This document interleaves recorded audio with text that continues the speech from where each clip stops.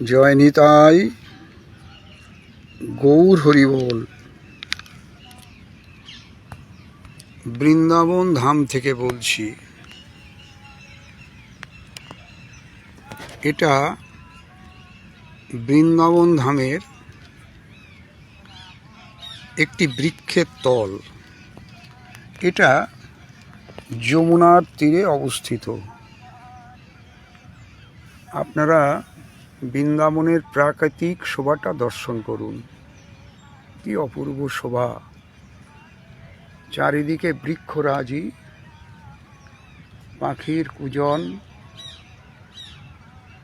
আর আজকে শুভ কামদা একাদশী তিথি, হরিবাসর তিথি। বৃন্দাবন ধাম থেকে আপনারা এই ভিডিওর বক্তব্য শুনছেন। প্রতিদিনকার মতো কিছু শাস্ত্র সিদ্ধান্ত অনুযায়ী আলোচনা আমরা করে থাকি। শাস্ত্রের বাইরের কোনো কথা আমরা বলি না, এবং প্রত্যেকটা ভিডিওতে আমরা কোন গ্রন্থ, কোন অধ্যায়, কোন শ্লোক ইত্যাদি বিস্তারিতভাবে বলে থাকি, যার জন্যে যারা প্রকৃত শাস্ত্র অনুযায়ী ভগবানকে পাওয়ার জন্যে সত্য পথে চলতে চান, তাদের পক্ষে এই ভিডিও খুব সহায়ক। আজকে আমাদের আলোচনার বিষয় যোগমায়ার কার্য কি। মায়া আর যোগমায়া, তার মধ্যে যোগমায়া তার কার্যটা কি, এইটাই আজকে আমাদের আস্বাদনের বিষয়। এ সম্বন্ধে আমরা বিস্তারিত শাস্ত্র থেকে জেনে নেব। এর জন্যে আমরা সাহায্য নিয়েছি শ্রী শ্রী চৈতন্য চরিতামৃত, তার আদি লীলা 4th পরিচ্ছেদ 26 নম্বর পয়ার। আসুন আমরা সেখান থেকে একটু আস্বাদন করে নিই কি বলছেন কৃষ্ণদাস কবিরাজ মহাশয় তার চৈতন্য চরিতামৃত গ্রন্থের। এটা হলো আদি লীলা 4th পরিচ্ছেদ 26 নম্বর পয়ার। মো বিষয়ে গোপীগণের উপপতি ভাবে যোগমায়া করিবেক আপন প্রভাবে। যোগমায়া অর্থাৎ মো বিষয়ে গোপীগণের উপপতি ভাবে যোগমায়া করিবেক আপন প্রভাবে। এই যোগমায়া কে, তার সম্বন্ধে আমরা শাস্ত্র থেকে একটু জেনে নিই। যোগমায়া হলেন কৃষ্ণলীলার সহায়কারিণী শক্তির অধিষ্ঠাত্রী দেবী। শ্রীকৃষ্ণ লীলার সহায়কারিণী শক্তির অধিষ্ঠাত্রী দেবী। ইনি অঘটন ঘটন পটীয়সী, শ্রীকৃষ্ণের স্বরূপ শক্তি, শুদ্ধ সত্যের পরিণতি বিশেষ।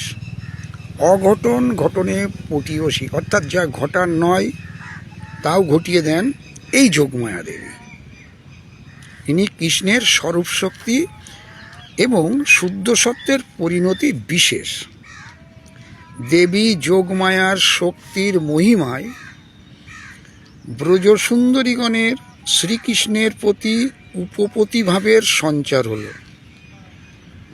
আসলে এই যারা গোপীরা ছিলেন তারা কিন্তু কেউ পর নন, সব আপন।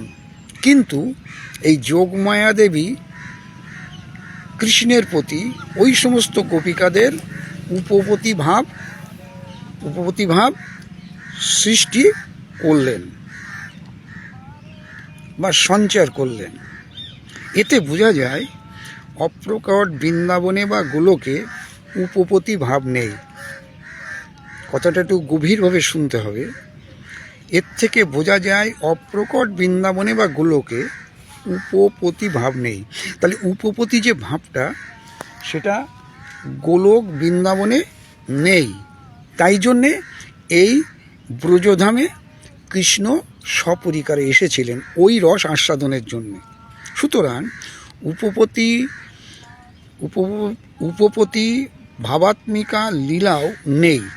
সুতরাং উপপতি ভাবাত্মিকা লীলার রস বৈচিত্র্য আস্বাদনই প্রকট লীলার মুখ্য অন্তরঙ্গ উদ্দেশ্য।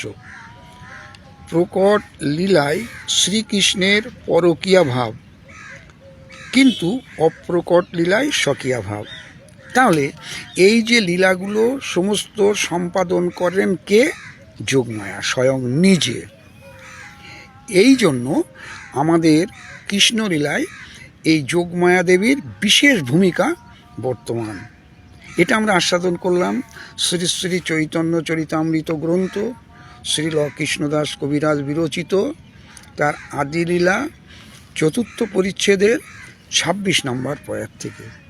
ভিডিওটি ভালো লাগলে লাইক, শেয়ার, কমেন্টস করতে পারেন।